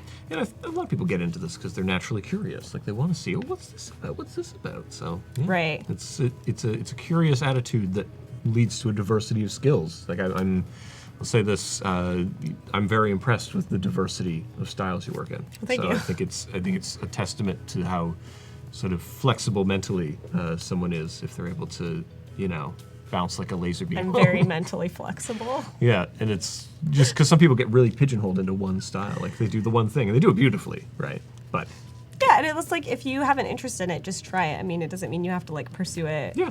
And we were talking about this earlier, but with cell animation stuff too, like it's just, I mean, this is not maybe super well studied. This is not accurate to a horse's right, neck range. we should look at a horse. Exactly. It takes time and you spend a lot of time studying your object. Like it'll just help you learn. Even if you're animating a horse in 3D, like Disney, like they still have 2D animators that will do character tests in like the old school like pencil test Yeah. style, just to get a feel for like how the character might move. And when they do it in 3D, it's a totally different thing, but it's equally as valuable. You can learn just as much from doing it. So And while we've got time, how would we take it from here and get it into After Effects? okay, so it's pretty simple. You can go to File, Export in Photoshop, Render Video, and I believe since I have this kind of cropped to only the frames I have animated, it should only render that out. Okay. There's an option for that, I believe. Fingers crossed. So I went to File, Export, Render Video. Now it's putting it somewhere. We're initializing. Initializing. Yeah, so there's work area that's checked on by default. Okay. Photoshop image sequence, there's a couple different, that's fine. I'll select a folder, I'll just put it on my desktop, and we'll call it like Horse Corp. I believe it's rendering. I just hit OK, and it's like, Maybe it went super it might fast. have, yeah. Okay, so I have this image sequence. I'm gonna put this in a folder, so it's just, in case I need to Folders. navigate back to my Horse Corp animation. We'll go into After Effects. We'll create a new comp. And we'll import.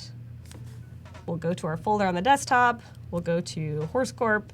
If we select this first thing, you see Photoshop sequence. That'll Okay. come up. I believe like if it's JPEGs, if you save it out as a JPEG sequence, it should say that as JPEG well. sequence, You yeah. just want that checked on. Or PNG sequence, PNG sequence. Yeah, it'll come in. You can drop that in there, and there it is.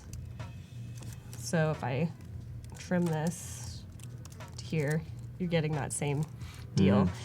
Sometimes, the frame rates, it's not going to come in as what you had it set at. So if I Right. Command G, it's Command Option G on your image sequence layer in your project panel. It always comes in as 20 or as 30 frames per second. So the it's like, I'll change this to, let's see what happens if I change it to 24. Right. And you can see it gets longer now. You can just drag out that layer and it's like a little bit more chill. Yeah, because now it's what we would say animating on the twos, because every second frame Exactly. has new information on it. On the twos. That's a pretty good way to save yourself some time so you don't have to draw literally 24 frames every second if you're Yeah. doing this. And a lot of modern stuff is even done on threes. Right. That's Right. even fewer things. to do. Japanese animation a lot of the time uses threes. Once you get an eye for it, you can kind of see it when you're reviewing. I like to watch frame by frame movies too, sometimes on, if I can. Sometimes it's harder. Like even if you're looking at like cell animation on YouTube, they usually have shortcuts. Vimeo and YouTube both have a capability where you can frame by frame look through a project. Yes. And that's great for studying how other people have done it. And because it can be very confusing. It goes by so fast, and the purpose of animation is to trick the eyes. But hey, we're coming up. We Mind got like freak. 1 minute. 1 minute to go here. 1 minute. All right. So Caitlin, we'll say our goodbyes. It's been a long, strange trip. Thanks for coming out. Thank you for having me. Yeah. This has been terrific. I want to thank Adobe for putting this on, for bringing us out here. Yeah, thank you so much. This is my first time doing this. I couldn't be more grateful to Adobe for having me out here, for us to hang. I know. Cool Hopefully hangs. teach some people some cool stuff. If you have any other questions, feel free to find me. I'm Kate Cadieux on everything. That's like Caitlin Cadieux if you just take out the L-I-N. Yeah. At Kate Cadieux on Twitter, at Kate Cadieux on Instagram. Adobe Live just posted all these links. Find Boom. me anywhere, send me an email, whatever. Like if you have questions, I'm gonna make time. This is like all that I do. Awesome. Well, yeah. So And thanks to hit everybody me out up. there for coming out. I've been Evan Abrams at EC Abrams, and thank you so much. This is when we wave and your next guest come on.